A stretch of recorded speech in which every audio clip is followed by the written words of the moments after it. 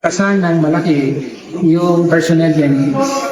No? So may 10 billion na kinaltas para sa additional compensation.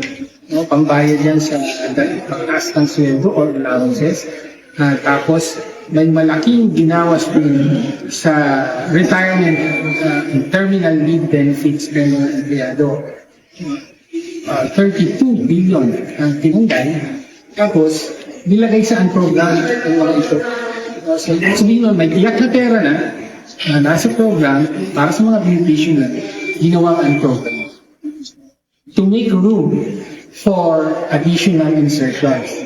Ito naman yung sa pang-red flag. Tulad na sinabi ko kanina, yes, ginawasan yung tinatawag natin pork sa DPWH budget, pero nilipat ng kasabay. Yung isang malaking pinalipat ay yung subsidies to LGU.